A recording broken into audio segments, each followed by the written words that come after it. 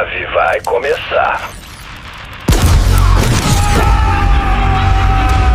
Fala galera, tá começando mais um episódio do Suave na Nave, o seu podcast favorito para viajar pelo universo da ficção científica sem sair do sofá. Eu sou a Carol e tô aqui, como sempre, com meu copiloto, parceiro de leitura e de vida, Rick.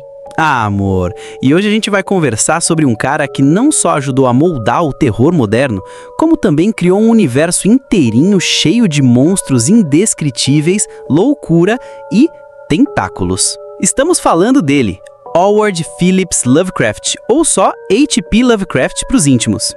O famoso pai do horror cósmico, né? Mas olha, já vamos avisando que o papo vai longe hoje. A gente vai falar da obra, da vida, dos dilemas e até das tretas envolvendo esse escritor que viveu no comecinho do século XX e continua influenciando livros, filmes, séries, quadrinhos, jogos, até memes.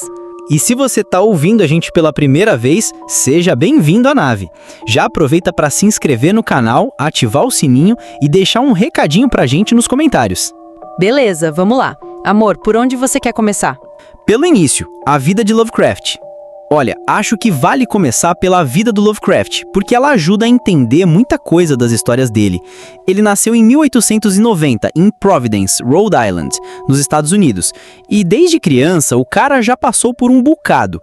A infância dele foi bem traumática. O pai teve uma crise psicótica quando ele era bem novinho e acabou internado até morrer.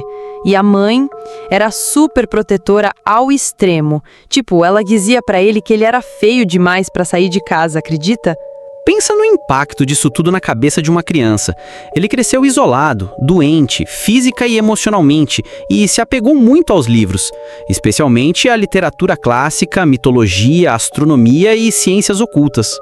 E uma coisa importante, Lovecraft era apaixonado por astronomia. Isso aparece demais nas obras dele.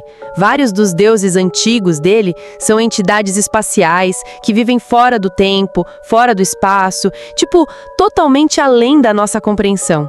É o que a galera chama de horror cósmico. Em vez de monstros que perseguem você com faca ou espírito que fecha a porta, ele criou monstros que só de olhar já destroem sua sanidade. Falando em monstros, a gente precisa falar do Cthulhu, né? Que virou meio que o mascote do Lovecraft. Total! A primeira aparição do Cthulhu foi no conto O Chamado de Cthulhu, de 1928. Ele é descrito como um ser gigante, com um corpo meio humanoide, cabeça de polvo e asas de dragão, um ser ancestral que está adormecido nas profundezas do oceano, esperando a hora de voltar.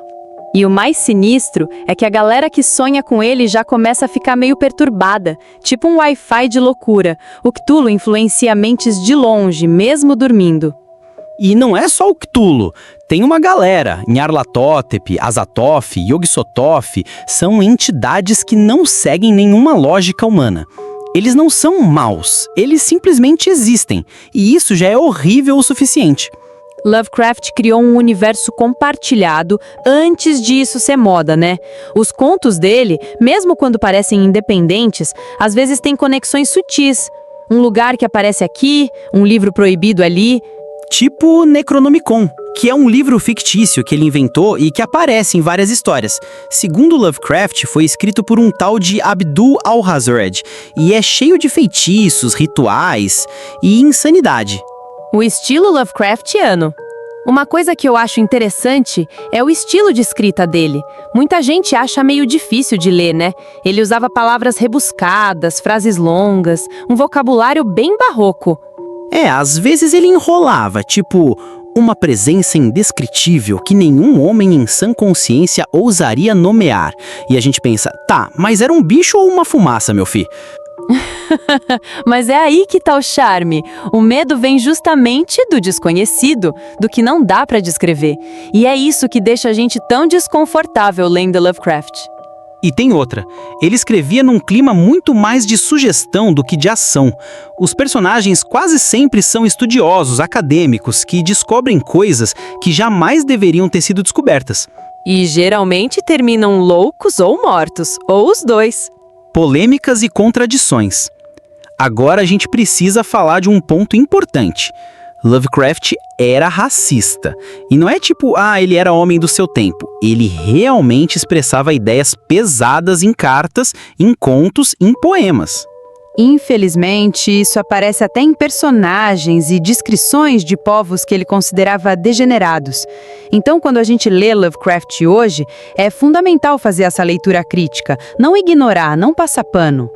É tipo separar a obra do autor. Mais ou menos. A obra dele é influenciada por quem ele era, então a gente precisa ter consciência disso. E, ao mesmo tempo, reconhecer que muitos autores e autoras negras, latinas, LGBTQIA+, reinterpretaram Lovecraft à sua maneira. Exato.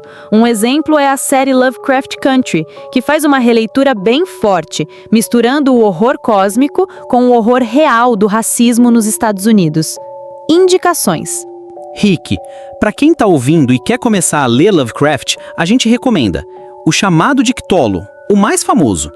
A Cor que Caiu do Céu, incrível, meio sci-fi com terror rural.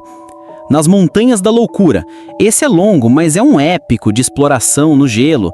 E O Horror de Dunwich, mistura bruxaria, entidade cósmica e cidadezinha esquisita. E se quiser pegar uma vibe parecida com autores contemporâneos que foram influenciados por ele, procura Laird Barron, Caitlin R. Kiernan, Victor Lavelle, leu The Ballad of Black Tom, Rick? E Ramsey Campbell. Carol. Bom, gente, espero que esse episódio tenha aberto os portais do desconhecido aí na mente de vocês. Lovecraft é assustador, sim, mas também fascinante e muito importante para entender de onde veio o terror moderno. E a gente quer saber, qual o seu conto favorito dele?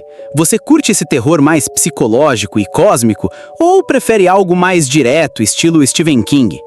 Carol, manda pra gente lá no Insta, comenta no YouTube, marca a gente. E claro, segue a gente, compartilha esse episódio com os amigos que curtem um terror, um sci-fi, uma vibe interdimensional.